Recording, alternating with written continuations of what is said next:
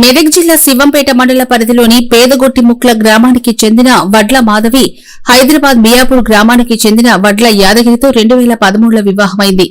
వారికి 2 ఆడపిల్లలు. అనివార్య కారణాల వల్ల విధి వక్రీకరించి భర్త చనిపోవడంతో 2 పిల్లలతో అమ్మగారి ఇంటి దగ్గర కూలీనాలి చేస్తూ పిల్లల్ని చదివిస్తున్న స్నేహితురాన్ని గమనించిన తన క్లాస్మేట్స్ స్నేహానికి రూపంగా క్లాస్మేట్స్ అందరూ కలిసి తన స్నేహితురాలు మాధవికి 40,000 రూపాయలు అందజేశారు. ఇది గమనించిన గ్రామస్తులు పెద్దల స్నేహం అంటే ఇలా ఉండాలని వారిని అభినందిస్తున్నామన్నారు.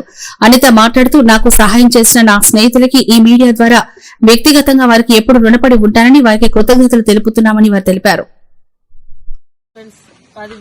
20-30 మంది వచ్చారు.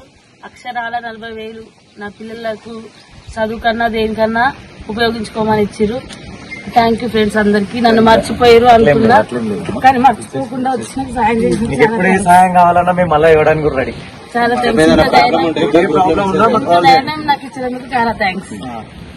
ప్రాపర్టీ గురించి ఏదైనా ఇష్యూ ఉంటే మీ ప్రాపర్టీ గురించి ఏదైనా సమస్య ఉన్నా, నీకు పర్సనల్ ఏదైనా ప్రాబ్లం ఉన్నా కూడా, మీకు ఎవరి నుంచి అయినా ఇబ్బంది ఉన్నా కూడా ఒక ఫోన్ మాకు చేయండి. మేము నిలబడి